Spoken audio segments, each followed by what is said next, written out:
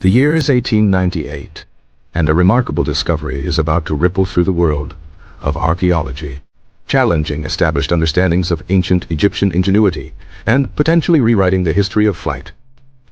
Nestled within a sealed 4,000-year-old tomb in Saqqara, Egypt, a small wooden object was unearthed during an excavation led by French archaeologist Georges Benard, a winged object that has since become known as the Saqqara Bird. The tomb, belonging to the nobleman Khaim Wasit, a high priest and son of Pharaoh Ramesses II, was already significant for its vast collection of artifacts and its relatively untouched state. Khaim Wasit himself was a figure of considerable intellectual interest. He was known for his profound interest in ancient knowledge, his explorations of Egypt's past, and his dedication to preserving its traditions, a trait some scholars believe influenced his burial goods. The Saqqara bird, however, immediately stood out from the other funerary objects, provoking immediate speculation, and then, with the advent of flight at the turn of the 20th century, a series of increasingly audacious theories. The object itself is relatively small, measuring approximately 11 inches in length and crafted from sycamore wood, a common material in ancient Egypt. Halt. It features a bird-like shape, with a long, slender body, prominent wings, and a tail that tapers to a point. Most striking are the two wing-like projections extending from the body.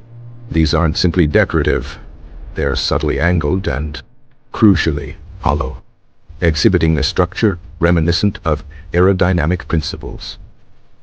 Early interpretations dismissed the object as a religious symbol, a representation of the Bennu bird, a mythical Egyptian heron associated with creation and the sun god Ra.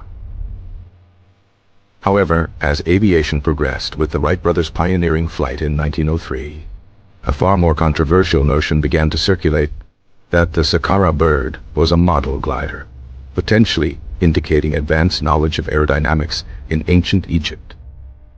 The idea wasn't new.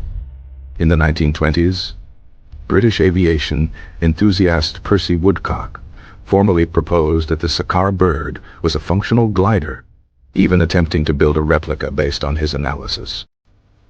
Woodcock's replica, while demonstrating some gliding capabilities, didn't achieve sustained flight, and the theory remained largely relegated to the fringes of mainstream archaeology and aviation history. The primary argument in favor of the Saqqara bird as a glider rests on its wing structure. The hollow wings, coupled with the slight dihedral angle, an upward angle from the wing root to the wingtip, are features associated with aerodynamic stability, characteristics found in modern glider designs. The dihedral angle helps prevent a glider from rolling excessively, while the hollow wings would have reduced weight, improving its lift-to-drag ratio. Furthermore, the pointed tail suggests a possible rudder function, crucial for steering and control. Skeptics, however, argue that the wing structure is too rudimentary for sustained flight and that the evidence is circumstantial, relying too heavily on modern interpretations.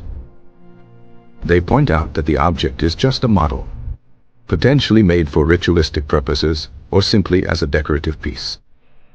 The presence of woodworm damage to the object has also raised questions, as it might have weakened the structure and made it unsuitable for flight. Others suggest the object could be a representation of a bird designed to be launched with a slingshot or similar device, rather than a model for a glider. Recent research has focused on computer simulations to analyze the aerodynamics of the Saqqara bird, attempting to determine if it could have achieved any degree of flight, even with limited control. These simulations have yielded mixed results, with some suggesting that the object might have been capable of brief, uncontrolled glides, while others indicate a high likelihood of instability. The material used, sycamore wood, also presents a challenge. While relatively lightweight, sycamore wood is not particularly strong, and its inherent flaws could have hindered the object's structural integrity. Furthermore, The lack of evidence of any other similar artifacts in Egyptian archaeology weakens the argument for a widespread understanding of aerodynamics or a culture dedicated to building gliders. The discovery of other funerary items within Kaimas's tomb offers clues to his intellectual pursuits. He was known to have been involved in restoring ancient texts and monuments, suggesting a deep respect for Egypt's past and a keen interest in preserving its knowledge. Could the Saqqara bird have been a model designed to illustrate ancient cosmological beliefs, or to represent the journey of the soul to the afterlife? The symbolic importance of birds in ancient Egyptian mythology is undeniable. Birds were often associated with the sun, the sky, and the concept of rebirth, making them potent symbols in funerary rituals. The Bennu bird, specifically, was believed to have landed in the sacred tree, representing the creation of the world and the cycle of renewal. Perhaps the Saqqara bird was more than just a model. It could have been a tangible representation of these profound spiritual beliefs, a way to visualize the ascent of the soul to the heavens. The question of whether the Saqqara bird was an early attempt at flight remains a topic of ongoing debate and speculation.